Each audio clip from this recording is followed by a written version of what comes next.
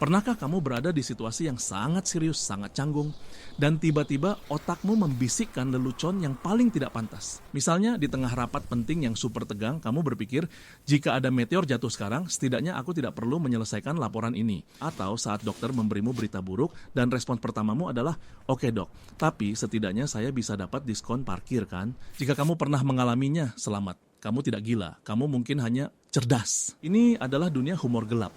Bukan sekadar lelucon kasar, tapi sebuah mekanisme pertahanan psikologis yang canggih. Dan orang-orang cerdas adalah masternya. Mari kita bedah. Mengapa otak kita di saat-saat tergelap justru mencari sesuatu untuk ditertawakan? Masalah utamanya adalah hidup ini penuh dengan hal-hal yang mengerikan, tidak adil, dan di luar kendali kita. Kematian, penyakit, kegagalan, penderitaan. Ketika dihadapkan dengan kenyataan ini, otak punya dua pilihan, tenggelam dalam keputusasaan atau mencari cara lain. Humor gelap adalah cara lain itu.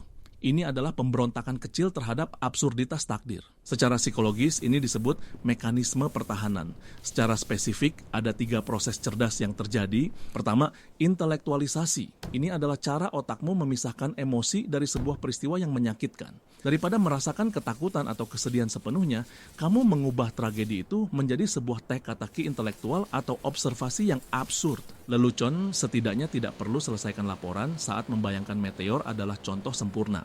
Kamu tidak memikirkan kengerian kematian, tapi ironi dari prioritas kerjamu. Ini membutuhkan tingkat abstraksi yang tinggi, sebuah ciri khas dari kecerdasan verbal. Kedua, reframing atau penilaian ulang kognitif.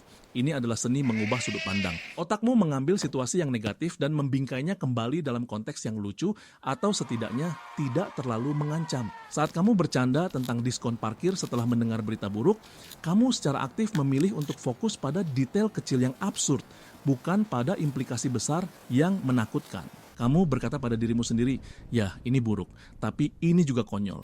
Dan dalam kekonyolan itu, ada ruang untuk bernapas. Kemampuan untuk mengubah perspektif dengan cepat, ini adalah inti dari kreativitas dan pemecahan masalah. Sekali lagi, tanda kecerdasan. Ketiga dan mungkin yang paling kuat, menciptakan rasa kendali, mastery. Hal-hal yang paling kita takuti adalah hal-hal yang tidak bisa kita kendalikan. Kematian, penyakit, keacakan alam semesta. Humor gelap memungkinkan kita untuk memegang ketakutan itu. Jika kamu bisa menertawakan kematian, kamu untuk sesaat menjadi lebih besar dari kematian itu sendiri. Ini bukan penyangkalan, ini adalah pengakuan. Kamu mengakui kengeriannya tetapi menolak untuk menjadi korban pasifnya. Kamu menjadi narator, bukan hanya karakter yang menderita dalam cerita. Sebuah studi di tahun 2017 dalam jurnal Cognitive Processing menemukan korelasi langsung antara pemahaman humor gelap dengan IQ verbal dan nonverbal yang lebih tinggi. Menariknya, studi yang sama menemukan bahwa orang-orang ini juga memiliki tingkat agresi yang lebih rendah dan suasana hati yang lebih stabil. Ini membantah mitos bahwa pecinta humor gelap adalah orang-orang yang marah atau depresi.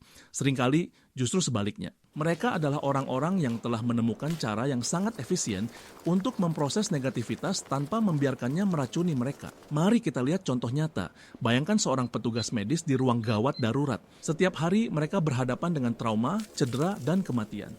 Jika mereka menyerap setiap ons dari penderitaan itu, mereka akan hancur dalam seminggu. Jadi, di ruang istirahat mereka saling melempar lelucon yang bagi orang luar akan terdengar mengerikan. Ingat pasien yang menelan baterai, dia baik-baik saja sampai nanti sore saat dia di-charge. Apakah mereka kejam? Tidak, mereka sedang melakukan operasi psikologis pada diri mereka sendiri. Mereka mengeluarkan racun emosional agar bisa kembali bekerja dengan kepala jernih. Humor gelap adalah katarsis, pelepasan tekanan yang terkendali. Tapi, ada sisi gelap dari humor gelap. Dan disinilah kecerdasan emosional masuk. Humor adalah tentang konteks. Lelucon yang sama bisa menjadi penyelamat di satu situasi dan senjata perusak di situasi lain. Orang yang cerdas secara kognitif tetapi kurang cerdas secara emosional akan gagal di sini. Mereka akan melempar lelucon yang salah pada waktu yang salah kepada orang yang salah. Mereka tidak membaca situasi. Mereka hanya ingin menunjukkan betapa pintarnya mereka dalam melihat ironi tanpa peduli dampaknya. Ini bukan lagi mekanisme pertahanan. Ini adalah agresi pasif atau narsisme. Bahaya lainnya, menggunakan humor gelap sebagai penghindaran total. Jika kamu hanya tertawa pada traumamu dan tidak pernah benar-benar memprosesnya, lelucon itu menjadi tembok, bukan jembatan. Kamu tidak menyembuhkan luka, kamu hanya menaruh stiker lucu di atasnya. Jadi, bagaimana cara menggunakan alat yang kuat ini dengan bijak? Bagaimana menjadi cerdas, bukan hanya brengsek? Berikut adalah algoritma 4 langkah untuk humor gelap yang cerdas. Langkah 1, kenali audiensmu. Ini adalah aturan emas. Apakah orang di sekitarmu berada dalam ruang yang sama untuk humor gelap terbaik seringkali dibagikan di antara orang-orang yang memiliki pengalaman serupa. Para dokter, para tentara, atau teman-teman yang sudah saling kenal lama. Langkah 2, tanya, kenapa? Setelah kamu membuat lelucon gelap, bahkan hanya di kepalamu, berhenti sejenak. Tanyakan, emosi apa yang sebenarnya sedang aku coba atasi di sini? Ini adalah jembatan antara pertahanan dan kesadaran diri. Akui rasa takut, sedih, atau marah di baliknya. Humor adalah perisainya, bukan penjara. Langkah 3, humor ditambah aksi. Gunakan humor untuk meredakan sengatan awal dari sebuah masalah, tapi jangan berhenti di situ. Tertawakan tumpukan utangmu yang menggunung, itu memberimu napas. Lalu gunakan energi itu untuk membuat anggaran dan mencari solusi. Humor adalah bahan bakar, bukan tujuan akhir. Langkah 4, temukan keseimbangan. Hidup itu tragis sekaligus komedi. Kamu tidak harus memilih salah satu.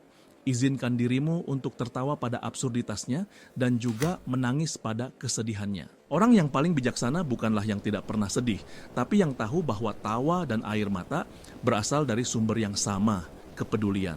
Pada akhirnya, humor gelap bukanlah tentang menjadi negatif.